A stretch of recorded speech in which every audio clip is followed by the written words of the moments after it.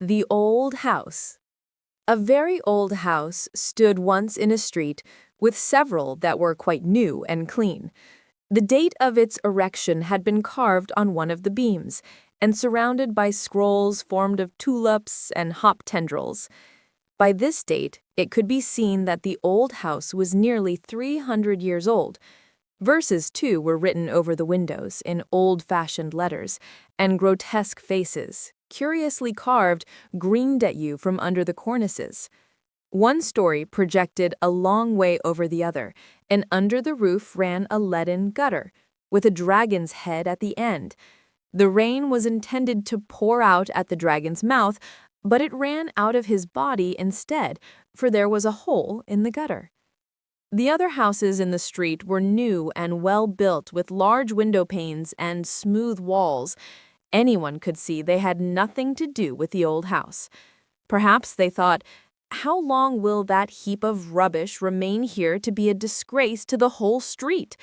The parapet projects so far forward that no one can see out of our windows what is going on in that direction.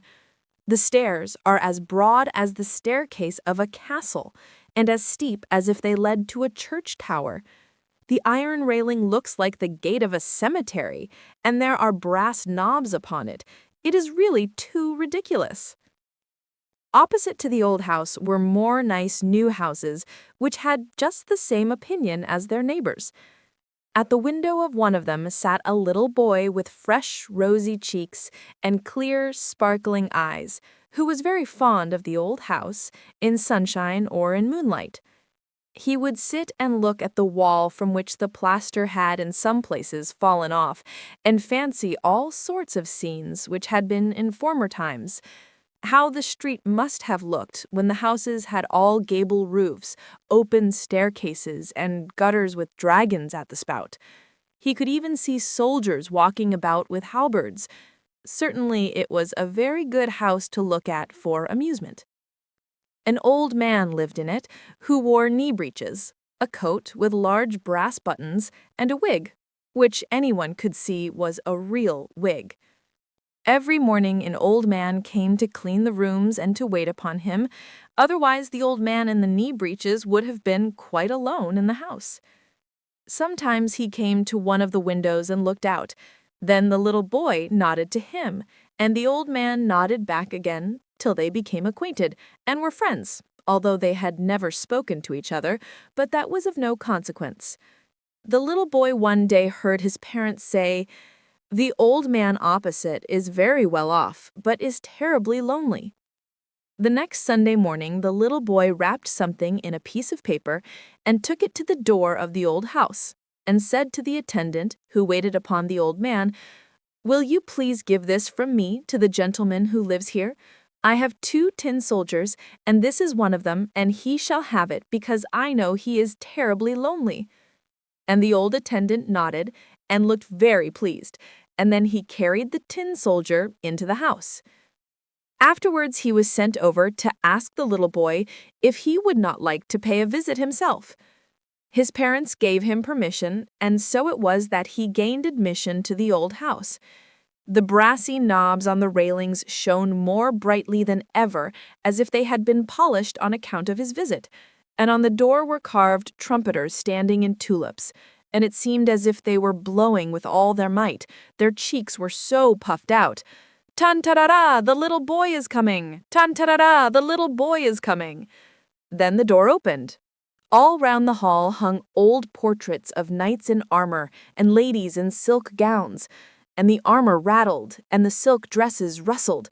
Then came a staircase which went up a long way and then came down a little way, and led to a balcony which was in a very ruinous state. There were large holes and long cracks, out of which grew grass and leaves. Indeed, the whole balcony, the courtyards, and the walls were so overgrown with green that they looked like a garden. In the balcony stood flower pots, on which were heads having asses' ears, but the flowers in them grew just as they pleased. In one pot, pinks were growing all over the sides. At least the green leaves were shooting forth stalk and stem, and saying as plainly as they could speak, The air has fanned me, the sun has kissed me, and I am promised a little flower for next Sunday, really for next Sunday." Then they entered a room in which the walls were covered with leather, and the leather had golden flowers stamped upon it. "Gilding will fade in damp weather. To endure there is nothing like leather," said the walls. Chairs, handsomely carved, with elbows on each side and with very high backs, stood in the room, and as they creaked, they seemed to say, "Sit down. Oh dear, how I am creaking! I shall certainly have the gout like the old cupboard. Gout in my back, ugh!" And then the little boy entered the room where the old man sat. "Thank you for the tin soldier, my little friend, and thank you also for coming to see me." "Thanks," or "creak, creak," said all the furniture. There was so much that the pieces of furniture stood in each other's way to get a sight of the little boy. On the wall near the center of the room hung the picture of a beautiful lady, young and gay, dressed in the fashion of the olden times, with powdered hair and a full, stiff skirt. She said neither thanks nor creak, but she looked down upon the little boy with her mild eyes, and then he said to the old man, "Where did you get that picture?" "From the shop opposite," he replied. "Many portraits hang there that none seem to trouble themselves about. The persons they represent have been dead and buried long since, but I knew this lady many years ago, and she has been dead nearly half a century." Under a glass beneath the picture hung a nosegay of withered flowers, which were no doubt half a century old too. At least, they appeared so. And the pendulum of the old clock went and fro, and the hands turned around, and as time passed on, everything in the room grew older, but no one seemed to notice it. "They say at home that you are very lonely," said the little boy. "Oh, I have pleasant thoughts of all that has passed, recalled by memory. And now you have come to visit me, and that is very pleasant." Then he took from the bookcase a book full of pictures representing long processions of wonderful coaches, such as are never seen at present times, soldiers like the knave of clubs, and citizens with waving banners. The tailors had a flag with a pair of scissors supported by two lions, and on the shoemaker's flag there were not boots but an eagle with two heads. For the shoemakers must have everything arranged so that they can say, "This is a pair." What a picture book it was! And then the old man went into another room to fetch apples and nuts. It was very pleasant, certainly, to be in that old house. "I can't endure it," said the tin soldier, who stood on a shelf. "I have had enough of this life. I cannot endure it. The whole day is long enough, but the evening is longer. It is not here like it was in your house opposite, when your father and mother talked so cheerfully together, while you and all the dear children made such a delightful noise. No, it is all lonely in the old man's house. Do you think he gets any kisses? Do you think he ever has friendly looks or a Christmas tree? He will have nothing now but the grave. Oh, I cannot bear it."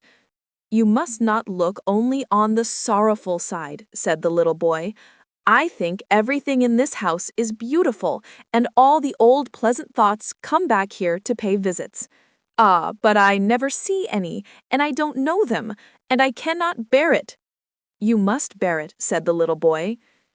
Then the old man came in with a pleasant face and brought with him beautiful preserved fruits, as well as apples and nuts, and the little boy thought no more of the tin soldier.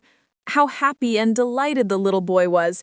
And after he returned home, and while days and weeks passed, a great deal of nodding took place from one house to the other, and then the little boy went to pay another visit. The carved trumpeters blew, "Tun-ta-da-da, there is the little boy! Tun-ta-da-da, there is the little boy!" The swords and armor on the old knights' pictures rattled, the silk dresses rustled, the leather repeated its rhyme, and the old chairs had the gout in their backs and cried creak.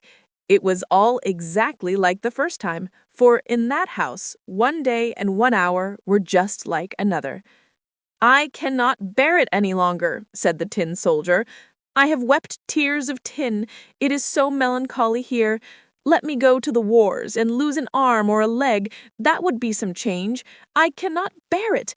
Now I know what it is to have visits from one's old recollections, and all they bring with them. I have had visits from mine, and you may believe me, it is not altogether pleasant. I was very nearly jumping from the shelf. I saw you all in your house opposite, as if you were really present. It was Sunday morning, and you children stood round the table, singing the hymn that you sing every morning. You were standing quietly, with your hands folded, and your father and mother were just as serious when the door opened, and your little sister Maria, who was not 2 years old, was brought into the room. You know she always dances when she hears music and singing of any sort, so she began to dance immediately, although she ought not to have done so, but she could not get into the right time because the tune was so slow. So she stood first on one leg and then on the other, and bent her head very low, but it would not suit the music. You all stood very grave,